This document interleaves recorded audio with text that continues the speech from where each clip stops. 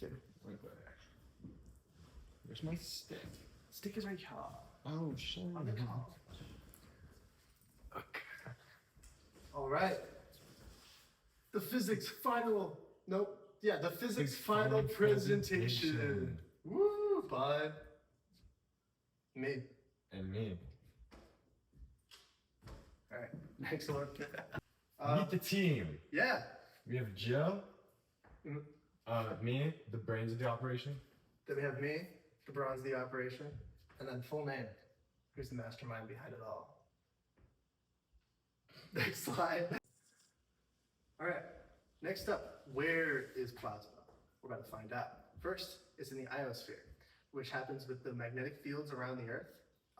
They oftentimes, when they conjoin together, it releases a large amount of ionized gas, which superheated ionized gas, which is plasma, which congregates in the ionosphere. We can see that through things like the aurora borealis, which are just large amounts of plasma. It's kind of cool. Didn't know that. All right, next slide. The next place you can see them is in the fluorescent light bulbs, which are pretty much everywhere. What happens is they superheat the metal, and that creates this beautiful glow. One of the things about plasma is that it doesn't need to just happen with specifically like gas around the air. It also can happen on a solid in which is superheated, creating a gas, and then creating plasma on us. That's how all the phosphorescent lights work. Next up is lightning, which is just large things of plasma. It's kind of cool. Yeah, next slide.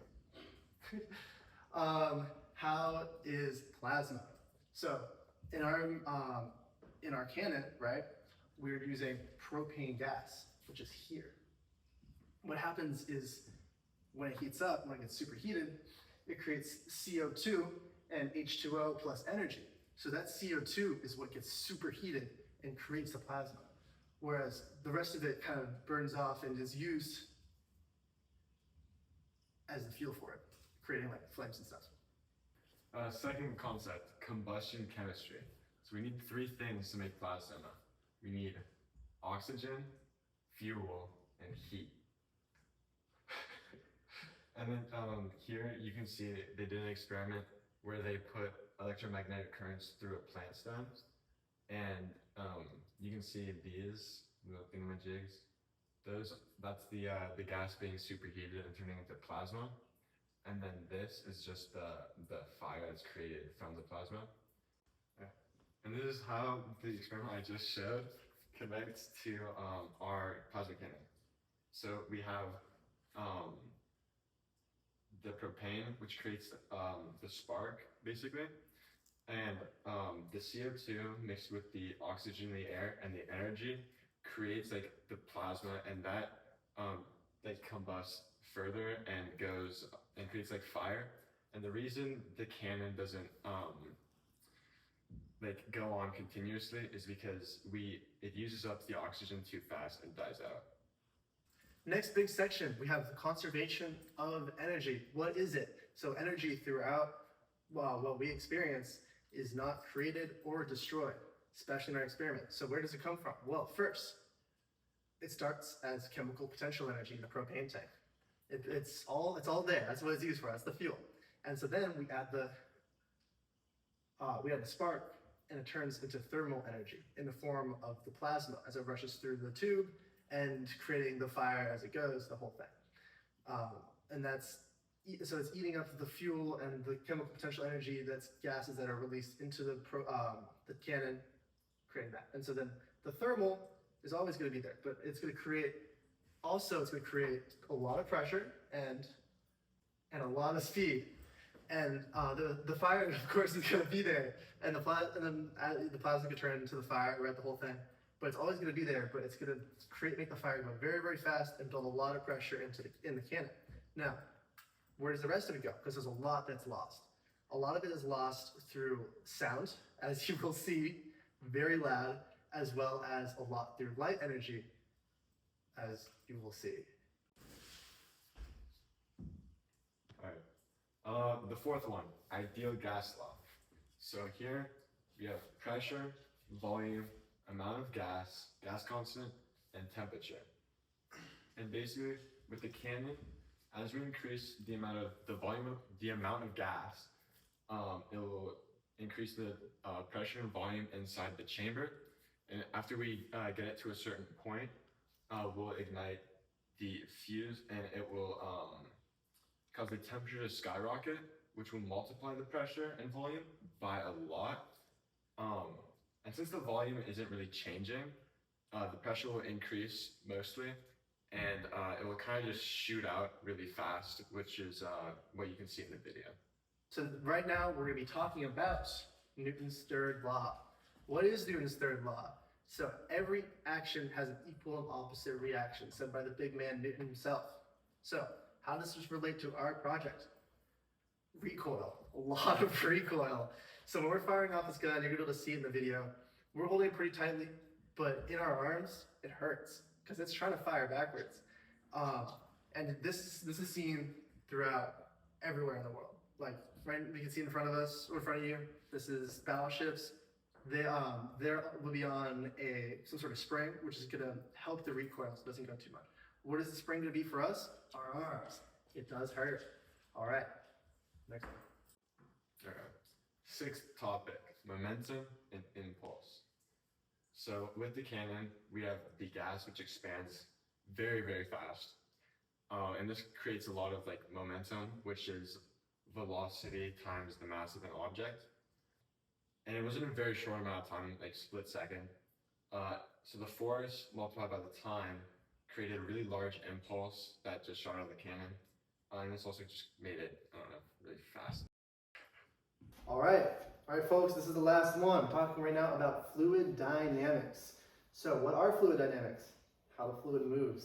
There's a whole major about it. It's crazy, super important. How does this relate to our project? That's what we're trying to touch on here. So our cannon is shaped like an hourglass. It's got two big ends and then a small middle. What does that small middle do? That's the real big question we're talking about. As the amount of space a gas is moving through decreases, shape of the nozzle, it will change the flow and the speed of the gas, making it go faster. So this creates two chambers, one of which where there's a lot of heat, and then the second chamber, which there is a lot of speed. That's why you'll see that it barrels in the first chamber, and then it shoots out almost like a blowtorch in the second chamber. And this right here, this is a timeline of the creation of our lovely project. Okay, so first, what did we do?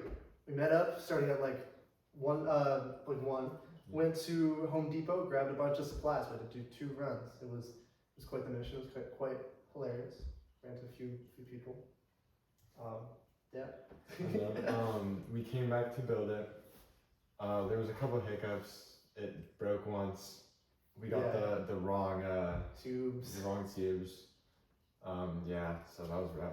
Yeah. But we ended up doing it. It was nice. We ended up doing it right, and for the rest of the evening, it was a lot of testing. We tested it a bunch, and then that was our project. Well, we're about to show you. All right. Now, how did we make this thing? So step one, we attached the plastic tubing to a propane tank. And this was just to test if the plasma would be created before we actually made the whole entire project. And showing that now. This is test 2. We found a pipe that actually fits on there instead of having to burn it on there. So we're gonna let the gas run for a bit.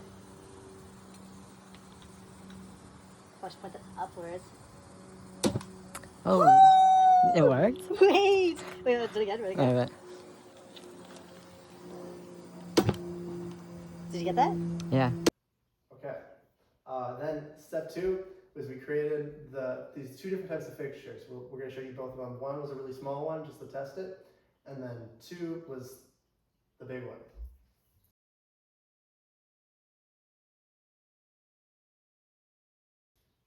And so basically we tested the small one to see how much gas we would need to release.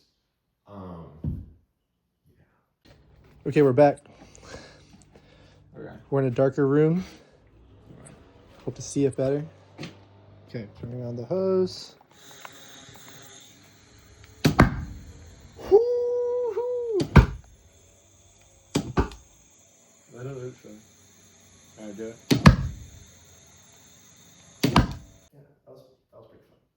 then, finally, we made the big one.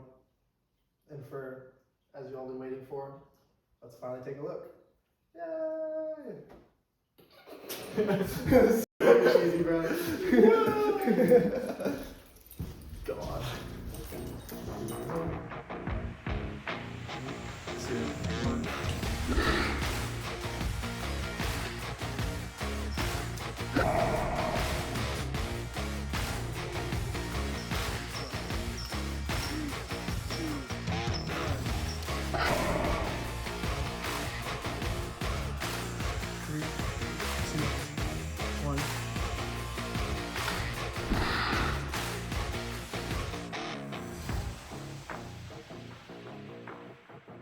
This is just a recap of topic number 1. What is plasma? Right here, you can see the plasma, superheated gas. It shoots up. You can see the fire here. You see right here, it's red, stuff like that. And then this is before it ignites. You can see in the tube. You can see the plasma. It's just there, existing, and it's about to explode. Okay, so the second section, again, quick recap, combustion chemistry. So there's the propane tank back here, which has all the fuel in it, and as we're sparking it, we're giving it what we need, 3 things. We need the fuel, we need the heat, energy, and we need the oxygen. So we're filling this whole entire thing with a mixture between oxygen and propane, fuel. So that as we're sparking it, it's creating the plasma, it's using up all the oxygen and the propane and fuel in the air, going down here, and then the plasma is then still heating up the gas, but since there's less gas, it's creating a fire. But since there's all the oxygen in it, since it's all being taken, that's why it just fires once. It's on the video. It doesn't just stay lit. It's using all the oxygen in there and then disperses. Conservation of energy, part 2. So as the chamber fills up with gas, we have chemical energy, and it gets ignited with a spark, causing thermal energy, and it getting shot out creates kinetic energy and pressure. And then some energy is lost to light and sound, because it is very bright and it is very loud. Talking about the ideal gas law. As I said before, the ideal gas law is PV equals nRT. So as the gas is going through and it's building up as it's released, which is the N, it's starting to build up the pressure and the volume. But then as we're heating it up, it's multiplying, creating a lot of pressure, a lot of volume, which is the pressure is shooting that out, the volume is shooting that out, as well as, we saw before the video, it also broke this area over here because it's just too much. Newton's third law. Every action has an equal and opposite reaction. And you can't see it, but we really felt it when it was getting shot. And in one of the videos, you'll see it, just this area kind of goes.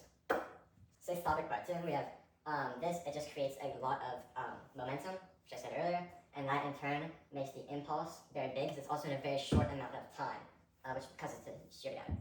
And lastly, talk about fluid dynamics here, last catch up. So, as you can see here, as we talked about earlier, this is the first barrel. All the gas is kind of swirling around here, swirling through here, kind of skating through that end. Most of the gas is in this chamber. As this is ignited, the fire, the flames inside the video kind of wrap around each other. But because of this nozzle and how it's shortened in the middle, as the gases wrap around each other, they're forced through this through all the pressure, they're all extended out in a lot faster because of this tighter nozzle and in a lot straighter direction.